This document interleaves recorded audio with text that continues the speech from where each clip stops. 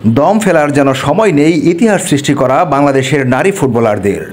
Myanmar থেকে Asian কাপের বাছাই পর্ব খেলেই এখন আবার নামতে হচ্ছে সাফ অনূর্ধ্ব-20 নারী চ্যাম্পিয়নশিপের মিশনে। মিয়ানমারে এশিয়ান কাপের বাছাই পর্ব খেলে আসা জাতীয় দলের 8 জন আছেন বাংলাদেশ অনূর্ধ্ব-20 দলে। 11 থেকে 21 জুলাই বসুন্ধরা কিংস অ্যারেনায় অনুষ্ঠিত হবে 4 দলের এই টুর্নামেন্ট। স্বাগতিক বাংলাদেশ ছাড়া বাকি 3 দল নেপাল, ভুটান ও শ্রীলঙ্কা। প্রতিটি দল একে অন্যের সাথে 2টি করে ম্যাচ খেলবে। যে দল সবচেয়ে বেশি পয়েন্ট অর্জন করবে তারাই হবে চ্যাম্পিয়ন। জাতীয় দলের মতো সাফ অনূর্ধ্ব-20 দলের অধিনায়ক আফিদা খন্দকার। মিয়ানমার থেকে ইতিহাস সৃষ্টি করে এশিয়ান কাপে খেলার যোগ্যতা অর্জন করেছে বাংলাদেশ দল। সাফল্যের ধারাবাহিকতা ধরে রেখে এই টুর্নামেন্টেও চ্যাম্পিয়ন হতে চায় বাংলাদেশ। আপনারা জানেন যে এশিয়ান কাপ কোয়ালিফাই করার পরে খুব বেশি সময় পাইনি আমরা এই টিমের সাথে প্র্যাকটিস করার।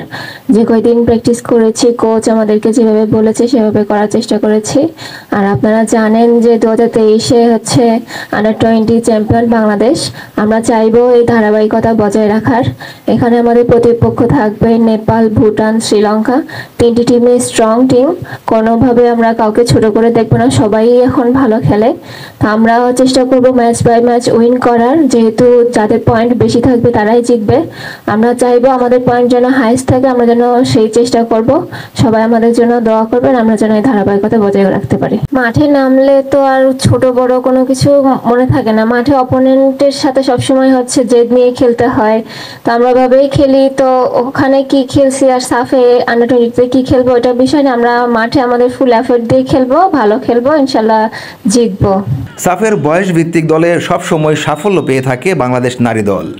এবারও সেই ধারাবাহিকতা বজায় রাখতে দল তৈরি হয়েছে বলে জানিয়েছেন বাফুফের নারী ফুটবল কমিটির চেয়ারপারসন মাহফুজা আক্তার কিরণ। যদিও ইন্ডিয়া নেই, ইন্ডিয়াকে রেখেই অ্যাকচুয়ালি আমরা মাঠে খেলতে চেয়েছিলাম এবং ইন্ডিয়াকে রেখেই আমরা চ্যাম্পিয়ন হতে চেয়েছিলাম। আমরা মাঠে নামবো, কম্পিটিটিভ ম্যাচ খেলবো এবং চ্যাম্পিয়ন হওয়ার জন্যই মাঠে নামবো। আমাদের মেয়েরা সেই লেভেল থেকেই খেলবে। যেহেতু আমাদের এই লেভেলে ধারাবাহিক সাফল্য আছে, আমরা সেটা ব্রেক করতে চাই না, আমরা সেটার কন্টিনিউশন চাই।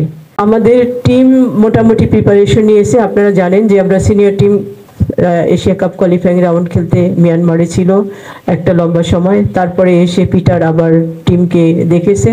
এই সময়টাতে আমাদের অন্য কোচ, লোকাল কোচ, তারা পিটারেরই ট্রেনিং, পিটারেরই ডিজাইন তারা জাস্ট মাঠে এক্সিকিউট করছে। তা আমার বিশ্বাস টিমের অবস্থান ভালো। টিমে সিনিয়র জুনিয়র বলবো না, নতুন পুরনো মিলে কম্বিনেশন করা। এবার আমাদের পুরনোর বাইরেও 14 জন নতুন প্লেয়ার আছে।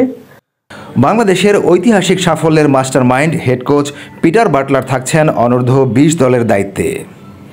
এসালম শিপলু, খেলা প্রতিদিন, ঢাকা।